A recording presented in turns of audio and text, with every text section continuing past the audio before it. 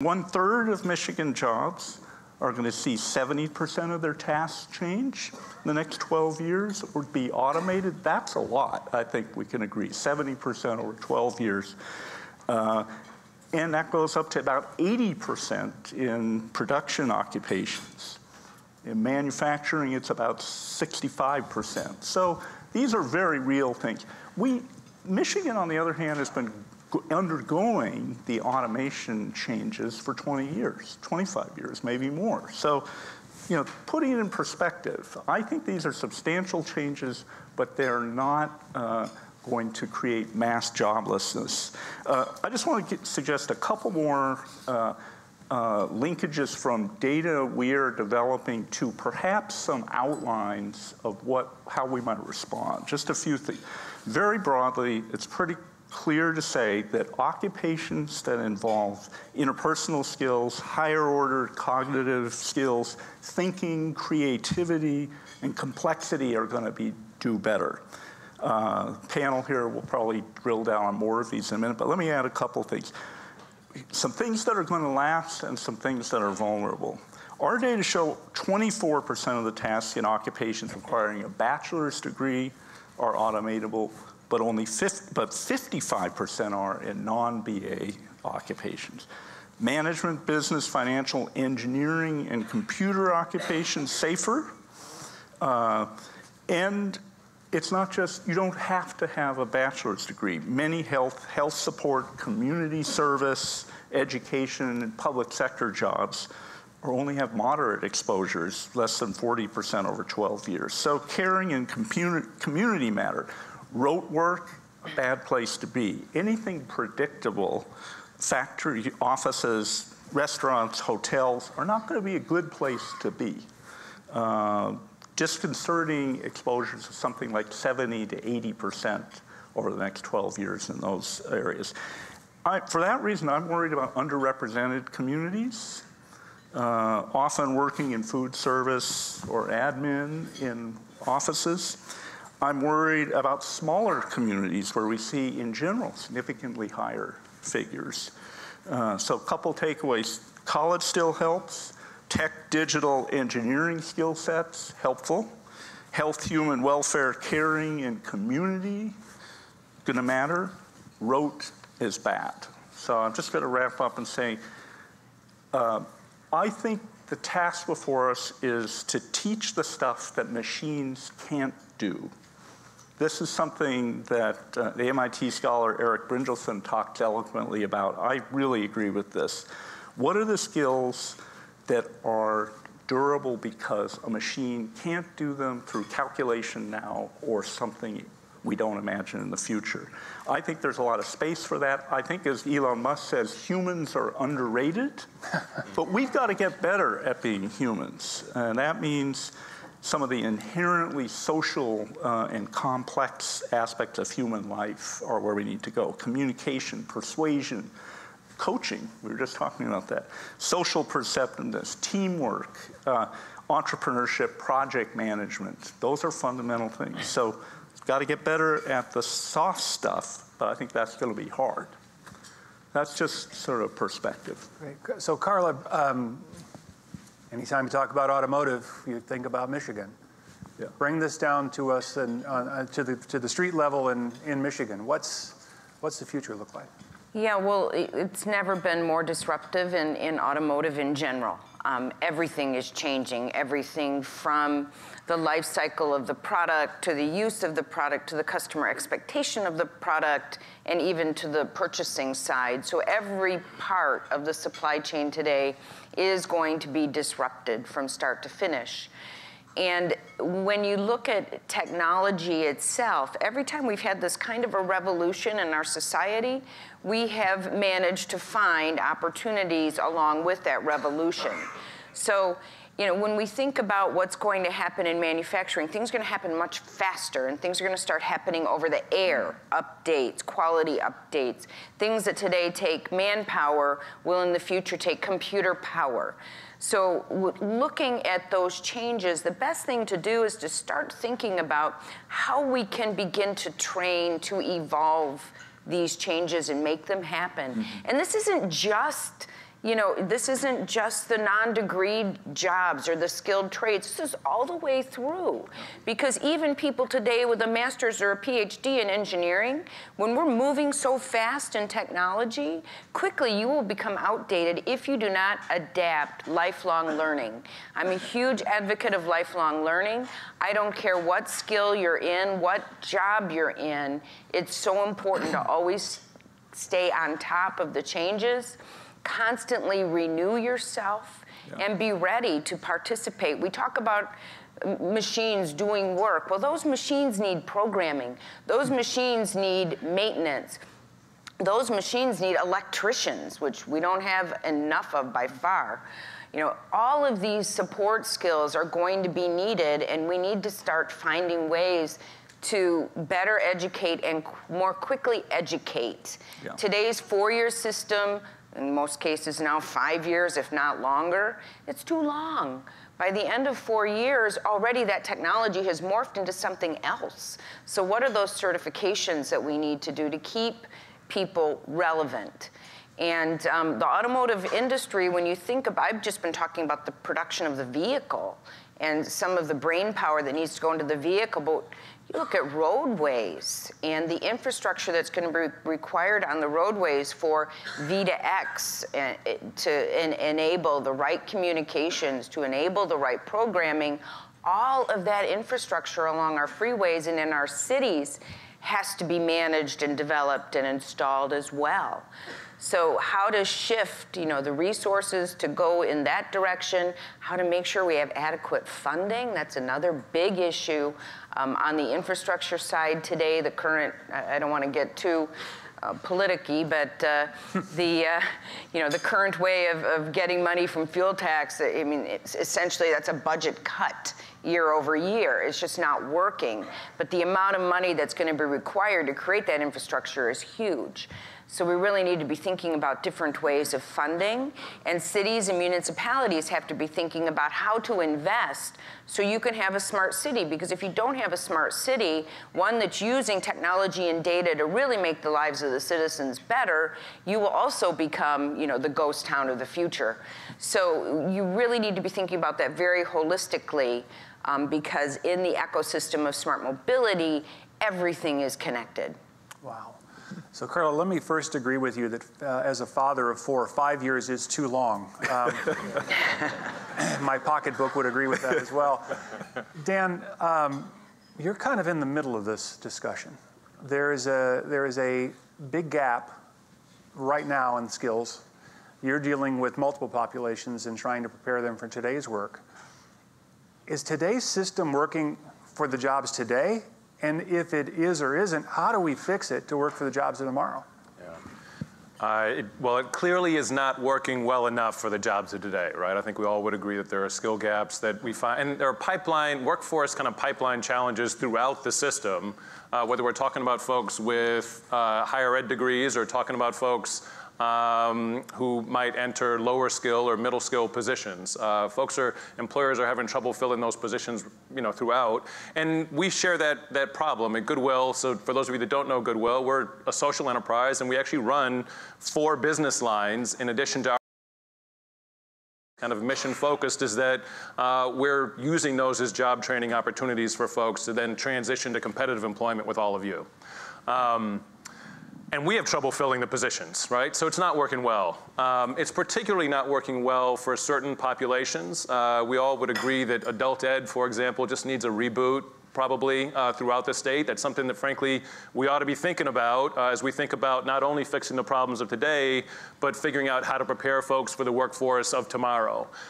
If change is the constant that we can expect for the rest of our lifetimes, and it is, we've got to actually help people, give people the tools to navigate those changes, whatever they are. And that begins with K-12, but that's got to continue into adulthood. So just 2 other quick thoughts really quickly about the current system. One is we get approached frequently by employers who have short-term needs, right? And so we're trying to balance this need for people now and the fact that we've got to start preparing the systems to help people for what's coming 10 years from now, 8 years from now, 12, 15 years from now. And frequently when the employers show up for us, it's way too late. You're showing up and you're saying, and I'm going to say you, I don't know how many of you are employers in the room, but you show up and you're like, hey, I need someone tomorrow. I need 10 people tomorrow, right, with these skills. Like, that's not going to work. Like, for obvious reasons, I hope, that doesn't work. And so what we need as a sector, I would argue, are much longer term partnerships between employers and workforce developers, whether that's community colleges or folks like Goodwill. The other thing that we think about is that the system of supports that's necessary for folks is not just around occupational training. And that's going to continue to be true in the future, maybe even more so in the future. So if you think about, and for those of you in the education world, you think about the fact that part of what is necessary to help students succeed is a lot of support outside of school, right? It's transportation, it's, you know, people are food insecure, you've got to deal with food, all that stuff. The same, like, they have parents, and those parents are struggling with the same issues, and that's what keeps them from holding jobs. And it's also part of what makes it challenging to train them for the next wave of jobs. So long-term partnerships are necessary, and these kind of greater out-of-work support services to help people retain jobs and make themselves available for training are necessary. Great. So we're going to turn to questions in the audience after one more question here. So given the speed of automation, the lack of infrastructure investment, both physical and in workforce, are you shocked that employers aren't behaving differently and policymakers aren't behaving differently? It shocks me. I've two reactions as I look at this. There's a disconnect in the employer community that's profound because the workforce system has failed. So they're saying, why should I invest or partner in a system that never services me? I'll do better hiring off the street. And then take the public policy side of that. You've got the challenge, Carla, as you pointed out, that we can't cut ourselves into good infrastructure. So are you shocked that there's not more progressive activity either out of employers or the public sector? What we keep seeing, quite frankly, and I'll speak for a little on this one, a lot of people are just trying the same things and expecting a different result. And a lot of people are going on their own. And I think when we're looking at this kind of a problem, it requires a triple helix approach. It requires government, industry, and academia to work together. And that means sometimes giving up some of that competition and independence that we see between businesses, between governments and municipalities, and actually beginning to work together to find that solution.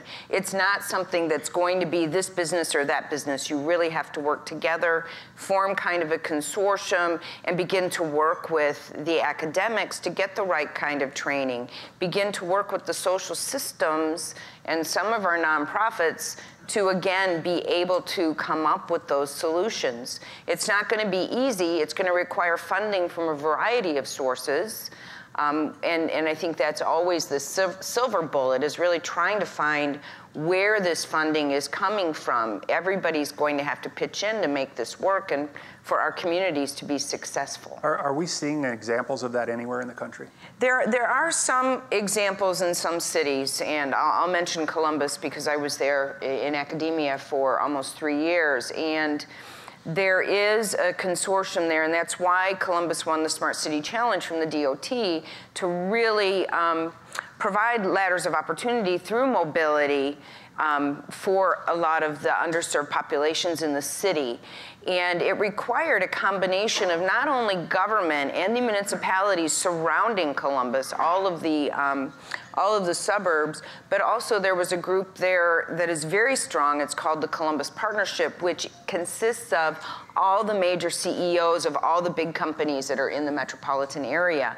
And that group alone banded together at first to bring in about 90 million in matching funds to the 50 million that was given from DOT, but now that figure is up to $550 million. Wow.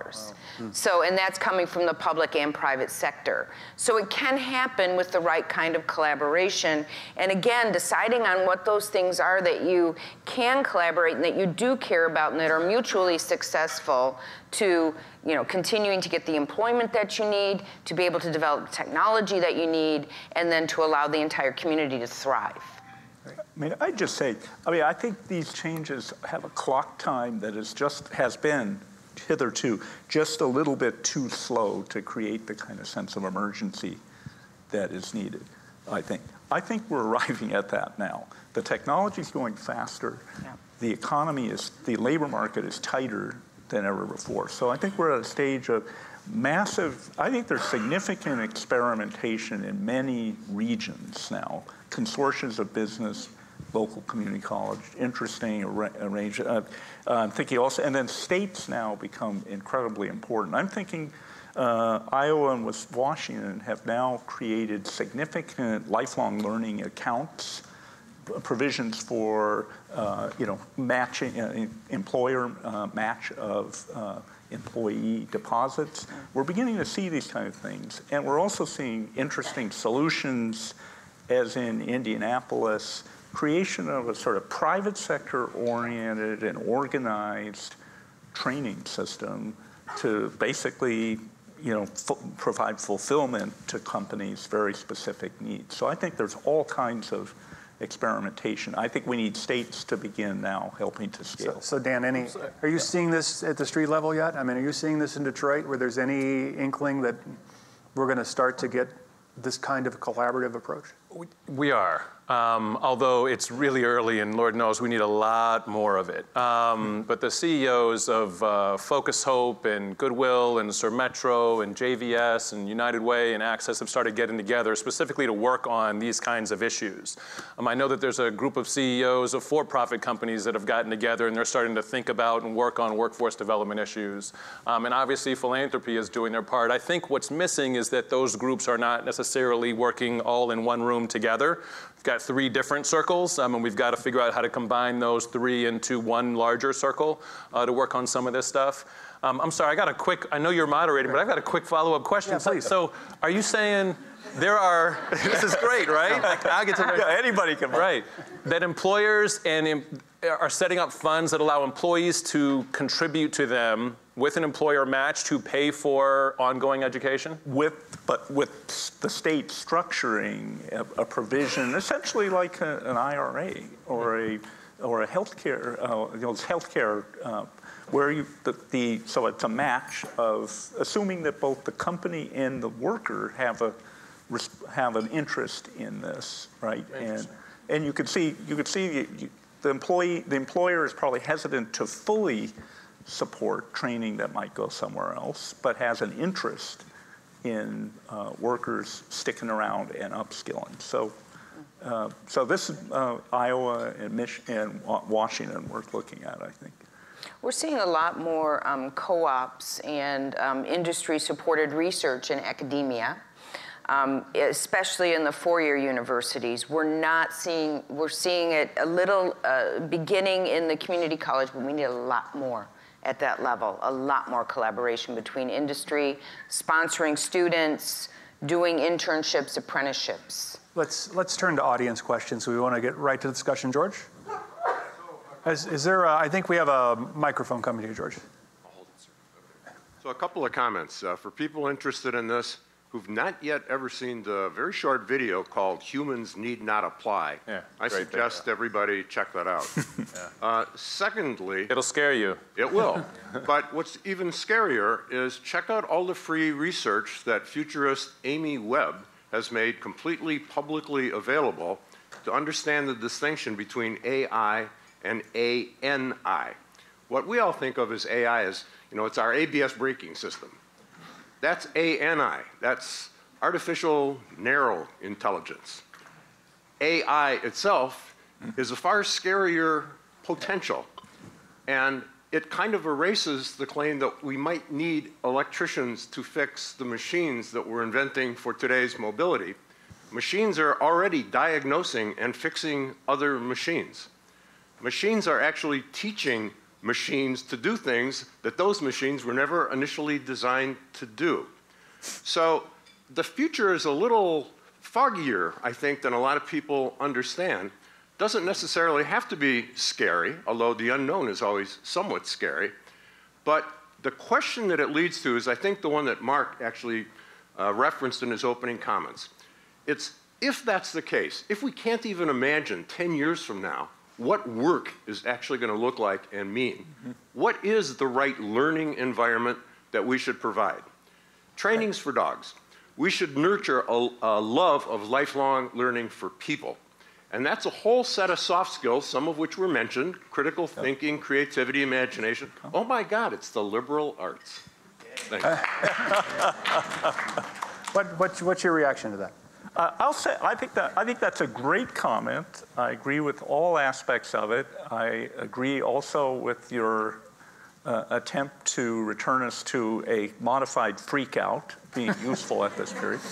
I would add, I think we have more time. I think we should retain the degree of agitated fear to drive reform, but it's going to take longer than this. I think that the installation of technologies occurs far slower than it often looks like. And I'm afraid our systems aren't adjusting fast enough to that issue. I keep coming back down to this notion that this is all wonderful when we talk about this, and it feels as I thought it would when I, as a kid, when they were talking about the future, would be, oh, isn't that wonderful? Think big. But doggone it, we've got underserved populations right now that can't find work. How do we make that adjustment? Well, Humans Need Not Apply is a scary video, and everything that George said is correct. And I think the liberal arts education matters immensely. And we think about the liberal arts education, like we think about education that promotes creativity and imagination and so on and so forth as occurring kind of K-12 and then college, like higher ed. But it doesn't have to stop there. There's no reason we couldn't actually build. So I started off saying earlier that the adult ed system needs a reboot. We could build an adult ed system that actually incorporated liberal, and we don't think about adult ed as including liberal arts stuff at all, right? And it needs to include particular occupational skills training as well, because we've still got short-term needs to meet. But so building a system that does that, I think, is very doable, and we've just got to engage in the work of doing it. But the second thing I would say is, so you asked Dave a couple of questions ago whether we were surprised. I mean, I'll tell you, I'm not surprised at I'm a black man, right? So let's be clear, it'd be hard to surprise me anymore. So no, I'm not surprised. At the same time, tech is an enabler. It's not just a displacement tool, right? So we serve populations that live with developmental disabilities, with mental illness, with physical disabilities, and the truth is that technology, when harnessed for good, right? We can harness it for whatever we want. It's our tool at the moment, anyway. We could harness it for good. So you put augmented reality glasses on somebody who couldn't actually meet the quality standards, say, so you're producing a part, you're assembling a part, and you've got to produce, there are certain quality standards that you've got to meet, right? 90 of the 100 parts that you produce for purposes of this conversation have to be done correctly. Well, if you put glasses on somebody that gives them just-in-time instructions around assembling that tool, somebody who couldn't meet that 90 parts per 100 threshold, all of a sudden can. So, we have decisions to make about how we harness this tool to use. And I would argue that we can use it for human good. We don't just have to be scared by it. Other questions? There's one there. So I am a small business owner in Detroit. We specialize in historic window restoration called Building Hugger. We have a very specific training need, as you can imagine, and we've had a lot of trouble hiring from these training programs that train very broadly and sort of to an exam or to a, OSHA 30, lead training, things like that. But they do lack soft skills. They also lack actual hard skills as well. So I'm wondering, there are there's lots of small businesses that are very niche businesses. What's the discussion around supporting small businesses in their in-house training needs? Are there dollars available? And how can we access those dollars? That's a great question. Yeah. So I was just talking with that consortium that I mentioned when we were just talking with Jim Jacobs the other day, who actually has done a lot of work, I think, with the Ralph C. Wilson Jr. Foundation. And one of the things that we did talk about was that small businesses have a much harder time accessing these systems, right? If GM shows up to Goodwill and says, hey, we're like, woo, let's go, right? And if you show up and say, hey, I need 2 people next week, well, call us when you're bigger. And we don't do that, but that's how it feels, right? What would be really interesting, and it's hard to train people, literally 2 people for that kind of one-off need, but a consortium of small businesses that showed up together and said, train to a basic standard, like we all agree we need this much, and then we'll take it from there. That could actually work for all of us, whether it's community colleges or Goodwills or Focus Hopes of the world. And so that's the approach that I would recommend taking, and we're happy to work with you to try and figure out what that might be. The other thing I would say is we've gotten into occupational training. We've actually been really good at the soft skills. I hate calling them soft skills because they really are the much harder to teach. People don't lose jobs typically because they don't have the hard skill. They lose the job because they're not a great teamwork, or they can't communicate well, they provide feedback really poorly, or they take feedback really. It's the soft skills that typically have people losing jobs, or the lack of support services. I have attendance issues because I've got transportation challenges and nobody's helping with those. So we've built the occupational training on top of the soft skills, but I would agree, here's my point, it's easy in this kind of environment we're in right now where folks have really profound short-term needs to lose sight of the fact that the soft skills training has to happen first, or has to be built into this process. We can't just be about meeting the occupational training needs of the employers. We've got to actually make sure that folks are ready to work before they get the the occupational skills to do the job. I agree with that. We may have overvalued hard, and we certainly have had hard skill challenges, but that has been the focus of the last 25 years. And I think this discussion is sort of pointing to the idea that hard skills may be more replaceable in some ways. So my debatable and somewhat controversial assertion for years has been there's not a whole lot of separation between soft skills and liberal arts. Yeah, yeah. And we've not made that connection. But if you think about critical thinking, you think about the civility that has to be shown if someone's criticizing you, et cetera, that's coming out of that same kind of box. So, George, we're back to liberal arts. Carla, you had it. Yeah, I was just going to add an AI. When you think about the coding that goes into AI and the machine learning, soft skills, you cannot even begin to think about how to code that properly. I mean, eventually there will be some, but every brain is different, right? And we don't even know enough about the brain to begin to program that properly. The other thing I wanted to add is beyond just training, I think small business owners could also collaborate on mobility solutions for people that can't get to work. I'm certain you can't afford, as a singular business owner, to be able to provide rides, Chariot, Via, whatever, ride-sharing services. But if you're in the same, geometric vicinity, you could think about collaborating. You could also think about collaborating for sourcing of basic materials and office supplies. If you join together, that's global sourcing, what most big businesses do. But working together in a community-based solution will always help. Other questions? This is for Doug Smith from Oakland Community College. This is probably for Mark, but anybody can comment on it. One of the most undiscussed issues of the problems we face in skilled trades is instructors. And is there anywhere where they're doing more with business and industry and not just try to deal with the second biggest problems business and industry have, which is retirees and getting them back in the classroom?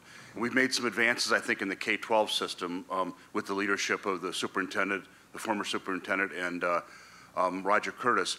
But what about companies actually being able to build into a 35 or 40-year-old into their workday, teaching one class? Because we can't find instructors, whether you're K-12 at the tech centers or the community colleges, whether it's welding, machining, robotics, we can't find instructors. Yeah, absolutely. And I think that this is one subset of the entire priority that's needed of greater, earlier engagement by companies. I mean, as things move faster, one can't expect, the public sector and all of the intermediaries can't be expected to intuit where these technologies are going. Also, I think that the solution you suggest right there of actual company personnel engaging in the training, could be part of an entire incumbent worker retraining effort as well. Companies are going to need to be constantly turning their organizations into learning organizations. So that reduces the gap between the company and outside pipelines. So I think you sort of are answering your question there. It's really, really vital, fundamentally, for companies to allow their employees to go and talk, and not just skilled trades, but also in the technical areas. We don't have enough students today that want to go into STEM careers. No. Young people, we need to be out in those elementary schools talking about the cool things happening in the automotive industry. It's extremely vital. And the other thing is, we are one of the few societies on earth that don't value our retirees and take that expert knowledge that exists, and we have a ton of it in this area, and bring it back both into companies to train the younger staff and into educational institutions to do that kind of training. We really need to value it and honor and respect it. And then I think you'll see more retirees wanting to do that. That's a great point. In the back there. Hi, I'm Melanie Piana. I'm with the City of Ferndale.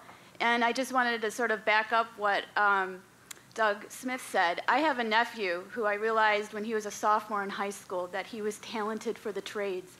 But our family and everybody else had cultivated him to go to school. And I had to adjust my thinking as well as my family. And he wanted to do automotive track. And he went to his school district, school board to advocate, don't close down my automotive classes. And they closed down the automotive classes because they couldn't hire a teacher that they could afford who had these certifications.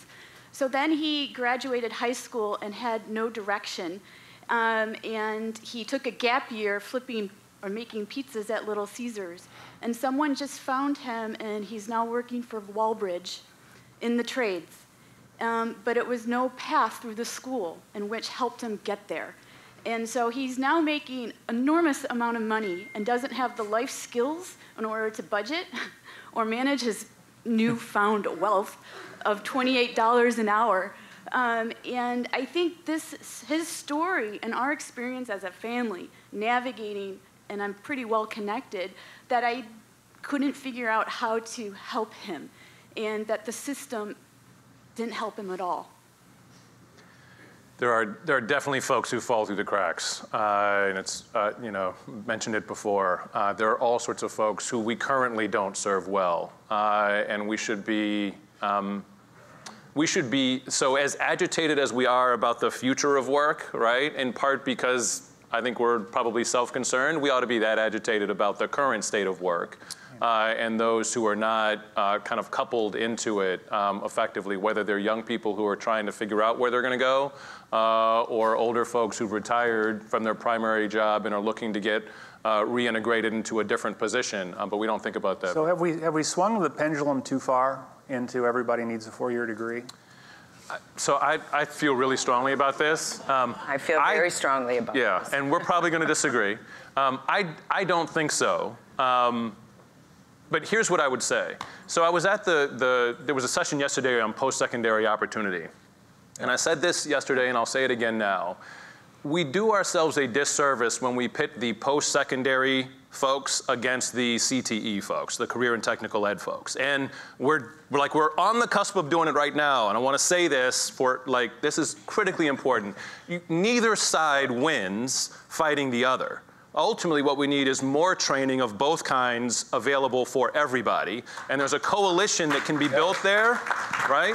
More training for all. Al Pashoka came up with something yesterday, and I can't remember what it was, but whatever it was brilliant, that little slogan. And that's what we should be doing. Yeah, my view is whatever a child's talents are those that should be reinforced. And those are the ones that should be supported and go forward. We often look at a child's report card, and what do? We pick out the low grade and say, you got to fix this. But in essence, we should be looking at the high scores and saying, you should really work on this more because you're really good at it. So this idea that every child has to go to a four-year institution, we've already seen studies where the ROI on that is ridiculous. You know, spending thousands and thousands of dollars and then unable to get a job, or to get a job that even is within the skill set that they're good at. So I really think you need to hone in on the skills that people are good at, and if that skill is a skilled trade, working with your hands, again, that should be admired. It shouldn't be frowned upon. Yep. I just, from personal experience, my son was a hands-on kind of kid. He went to a four-year college, got a degree in ski area management from Northern Michigan because he liked to work outside and, you know, work with things on the slopes. Now he's decided after several years in that field, he's going to go back and become an apprenticeship and become an electrician. That's probably what he should have done from day one, but it was just in our head, you know, your kids have to go to a four-year college and get a degree. And again, I think we really should, you know, appreciate and allow children to do what they're good at and go for those careers that they love. And learn, and continue to learn and keep up with technology. Meanwhile, I would just throw in, the technology is completely undercut and is undercutting the false distinction that Dan attacked here. I mean, liberal arts has got to move and is moving into much more experiential and even practical, you know, ways of teaching.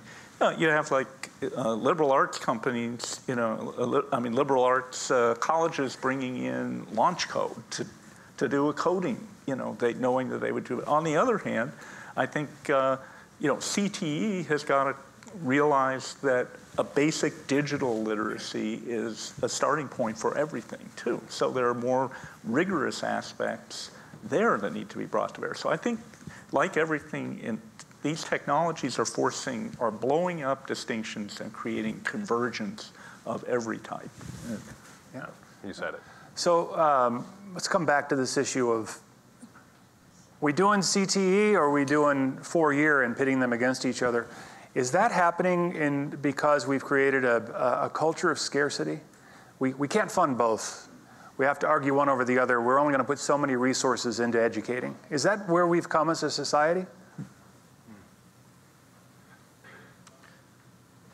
Well, interesting. Yeah. I don't even know how to tackle that. Yeah. What do you think? What if we flipped it on its head and behaved like a culture of abundance? Right. Especially in a state like Michigan that 100 years ago was Silicon Valley. What if we reallocated resources in a different way? Would we benefit? And Carla, let me turn to you on that. What's your wish list if we're going to tackle this issue of future workforce and how we fund and take care of education? I look at societies where education is sort of working, and let's talk about Germany as a good example. And that is a society where the educational system it's okay. It's not great. But the reinforcement, again, comes from industry and apprenticeships, a lot of apprenticeships, a lot of university work with industry. The companies are sponsoring and actually putting money into the programs of all the different institutions. And that creates this continued revitalization of the workforce. So I continued to come back to, you know, we can't point fingers and say government needs to allocate more money and or academia needs to, you know, we can only raise tuition so much. And, you know, industry has a role to play, and we have to care about developing that workforce, and dollars have to come that way. It will create sustainability if sustainability is what we need. Dan? Gosh, so much to say. Maybe two thoughts. I'll try and crystallize it down to two things. One is, like, there are horror stories on both sides of the equation. When we think of, so there are kids who clearly are skilled trades inclined who get pushed toward college, and then there are folks who clearly could go to college and get pushed into skilled trades, right? And I'm seeing nods from people of color in the room in particular who have suffered this consequence for many, many years. And one of the things I don't like about the German education system, just to be clear, is that that program, like they start making decisions about the future of kids really early. And particular kids like in immigrant communities get steered into coursework and schools that are not designed, like don't get you a higher ed degree in Germany. So like the point is the pendulum can swing too far in either direction, and it is the kind of the tyranny of the or that we ought to be concerned about as we think about the future here, as opposed to working on kind of this beautiful and in the middle, where we can build a program that actually serves all people well and both needs effectively. Maybe it's one thought then. So I want to wrap up with this question for you all. You've got a room full of employers and there's policymakers. Look out 10 years and tell them what ought to change in their lives to make this work. Mark, let's start with you. To make prepare my children to be effective in the workplace. What should they be doing right now? So I think it is about inculcating and having the system signal that constant learning mindset. And I think the most important thing there would be to create something like funds that travel with people to consume training of all kinds throughout their life. So I think creating some kind of these accounts or something would be an important signal. I think there is of abundance of experimentation now. If you think of also some of the new private models, boot camps, the code schools, I think these are applicable models for other things. But we need to support people purchasing these kinds of services. So I think that a state could distinguish itself with a major program to de-link from individual providers and put the onus on, put the responsibility and the ability to buy services on people. Great. Carla? Yeah, I would think about what will your business look like first in 10 years? Thinking of the technology that's coming, how will your business evolve? And then thinking about that, what skills will you need versus what skills you have today, and how will you fill those skill gaps, or how will that merge? And 10 years is really too short. You need to be thinking even 30 years. But where are the skill gaps that you can see there? And you'll know if they're coming in 2, 5, 10 years. And then based on that, begin to look at how those skills can be filled, and not try to do it alone, because you're not the only business that's going to be facing those skill shortages, but then work in collaboration to begin to hopefully have the programs, or start working with the community colleges or your local school districts, or wherever that skill gap is existing. The interesting thing to me right now is the group of young people coming up are pretty technologically savvy. I mean, they've grown up with this stuff. They're used to it. Where they're lacking today is a lot of the social communication, team working, team building. So immediately I see that as a skill gap that needs to be fixed with any new people coming in today. And then how you can create the programs by working with the various institutions that exist to begin to fill those skill gaps. Great. Dan? 4 thoughts. One is, I'll go back to long-term partnerships, and I think it's employers, philanthropy, public policy makers, nonprofits in the workforce development space. That's a tool that we can use to actually meet short-term needs as well as long-term needs, but we've got to be working together in order to do it. 2 is, I think we need to purposefully and deliberately think about the notion of harnessing technology for good, like as an enabler, not just a displacer. around employment. We're thinking about this in the life sciences, right? People think about like cloning, right? We think about this all the time in life sciences. The same is true in workforce here. Like tech can be good or it can be bad, and we get to control that. And right now we're acting like we don't get to control it, but we're the decision makers who get to decide that. So let's decide to use it for good and be really thoughtful about its rollout and regulating it as we go. Third is the soft skills piece. So again, whether we call it liberal arts or whatever, soft skills are the currency that is most valuable already and will continue to be most valuable and grow even more valuable, I'd argue. And then lastly, we've got to continue to think about support outside of the workplace, outside of school. Particularly in an economy like the one we have today, the person who's losing their job at your place of work because of 3 no calls, no shows, it's not that they don't want to work. Like there's something outside of work that's keeping them from coming. And we've all got to be a little more deliberate about making the investments necessary to help that person get to work, keep the job, so on and so forth. And the same is true whether they're working or in a workforce development program. There are barriers outside of the workplace that keep you from coming. Right. So let me close with these comments, kind of summing up where we are today. Change is coming. You can be in front of it or you can be under the bus, whichever. But in the meantime, we have total populations of people unready for that change. That is employers and policymakers. We have a chance to prepare in a new way. And we've got to think about this from a standpoint of those least served to those that have bad jobs for years that are going to disappear very quickly.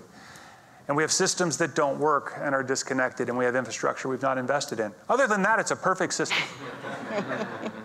So we have lots and lots of work to do, and the task in front of us is going to be monumental. But we can't do it, as Carla was saying, without pulling these groups together in a very collaborative sense. So I'm reading we actually have 9 more minutes after the clock went to 0. Oh, so let's check and see if there's some other comments, and then I'll just close and say the same things again. Lee? Thank you, Dave. I just wanted to say that I think the amazing piece that is taking place is the career fairs, right? The exploration, right? Being able to showcase these students of what all the business and industry does, with professional trades. And then we talked about, you look at the career quest at 9,100 students in one day. That's pretty amazing exposure, right? Showing the amazing technology, all the good things that are happening. Michigan Construction Career Days, you look at the Detroit Construction Science Expo, right? 8 years running, pretty amazing. You talk about the step-up programs, the Detroit Workforce of the Future, that's just new this year. Pretty amazing, right? So you're stepping them up into these opportunities in a registered apprenticeship.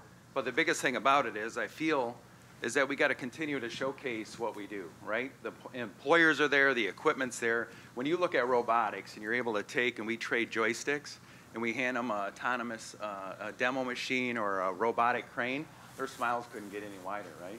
So then we're engaging that technology with them. We're showcasing the GPS with the heavy equipment and all the things that are taking place out there. But the biggest part about it is having the opportunity in the 12th and 11th grade, as we know, of being able to be in with these employers, right? Being able to see every day what's taking place. And I know there's a lot of good examples going on, but just more of that. So our partnerships with Detroit Workforce of the Future, DESC, just around the whole state.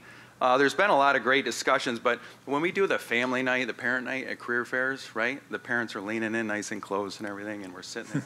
And they're wondering, they're hearing the benefits, and then they start leaning in closer and closer about the professional trades and the other areas. But the biggest thing about it is, Carla, you mentioned it. It's about what excites the student. What do they want to do? And the only way they can figure that out, what grade we're at now? We're at 3rd grade for career fairs now. Yep. Pretty amazing, right? So you get them that exposure early, but the nice part is that when you can talk to the parents and you get a registered apprenticeship and you look at that opportunity and they got a 3, 4-year, 5-year degree, they go trade that into 28 of the community colleges, put it on the desk, half the associate's degree. Pretty amazing. So the parents are like, wow, degree and a half? No debt, $70,000 of scholarship funding opportunity. It's pretty amazing. It's a good start, right? So I just wanted to share that, but there are some amazing examples that are out there that are getting off the ground. Lee is with the operating engineers, so which just really opens a very interesting question. Are we seeing a shift in the union corporate relationships around this issue of workforce?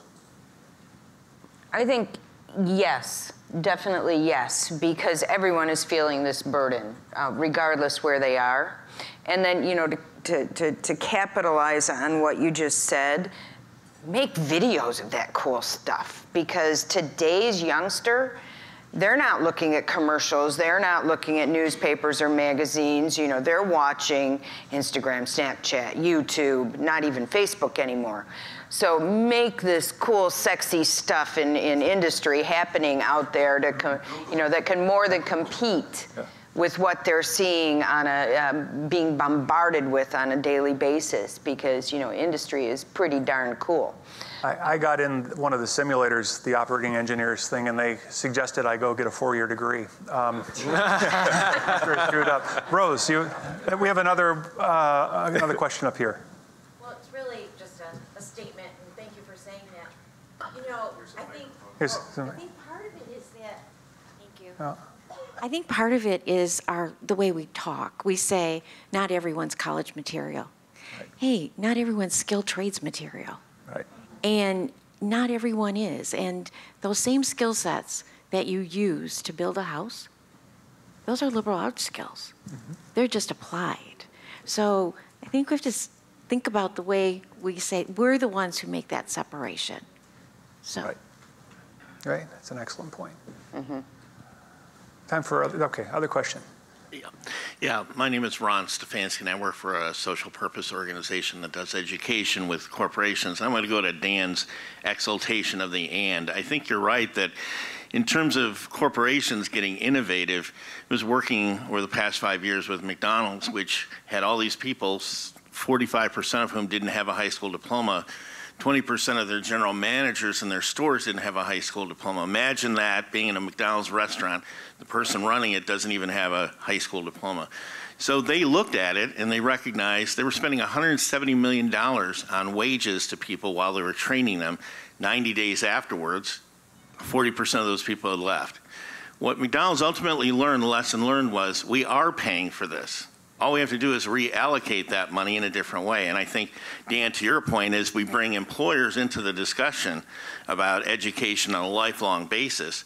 We just simply have to look innovatively at how we're spending now, because they recognize with 130% turnover, they were paying the cost of this. Right. And they've just moved the money now. Mm-hmm. In fact, really quickly, just to add to that, at this session yesterday on post-secondary opportunity, there was a woman from Tennessee who came in from the higher education consortium, something like that, from Tennessee. But anyway, her point was they had studied Tennessee employers. No, it wasn't Tennessee. They had studied employers nationally, and like Discover and one other, I don't remember who it was, their return on investment around investing in their employees' education was like 200%. I mean, it was something insane, the ROI. From an employer basis. So when I say we need to reboot adult ed, what does it look like to actually have our adult ed instructors go to employer workplaces and train folks, right? Like you could deliver whatever at the employer work site after hours. The employer might be willing to pay for some portion of it. And that's thinking differently about what our adult ed system needs to look like. So I think it's a great point, Ron. Great. Other question? We have time for one more. Hey, Dave. Oh, hey, John. John Austin. I just want to offer, I think we have this distinction, college versus CT, in part because it is a relic of an education system built for the factory economy that we had quite a hand in. We had a college path for the professionals, the managers, the doctors, the educators, and we had a vocational path for everybody who would learn a trade and work at it their whole life. That we have to blow up that conceptualization. We have to reconceive our education system. You know, Peter Drucker described it first. Everybody needs the generalizable skills, the critical skills, and they need to be able to specialize and re-specialize forever and ever. And that means a higher level of formal education for everyone in a million different avenues. And that's a very different paradigm, but we got to make it real, or we're not going to create the future like we should. Mark, anybody making it real in the country that you're seeing? It's doing a true, not just the project here or there, but a group that's a state or region that is completely retooled into that space. I think Colorado is really making big commitments here. You know, I would say Michigan, I think, was early on an apprenticeship, but I think meanwhile has been overtaken by other actors like Colorado. I think they're committing to creating 27,000, a large number of apprenticeships in the next 8 years. And I think they're trying to show that it is a model that can move all across all kinds of occupations. So I think they have a whole realm, a variety of things they're doing at the higher ed, and in creating pathways throughout. So I think that's a state to look at. And I think you're right that historically there was lip service paid to the idea of the need for constant learning, but it really wasn't true until the last 25 years. So we have a system that really is not set to provide that. All right, we're going to try to close again since I now can see the clock is right. So you have 20 seconds. One piece of advice for people in the audience to do something to fix this. What do you tell them to do? Dan, start with you this time. Boy, one piece, I'm going to go with the long-term partnerships, the same thing that Carla was saying. Like get, employers, schools, philanthropy, nonprofits, policymakers, all got to get in the same room and work on stuff that we can agree on, and there's plenty. Great. Carla? Yeah, triple helix, triple helix, triple helix. Mark? Every individual indulge their curiosity much more. Great.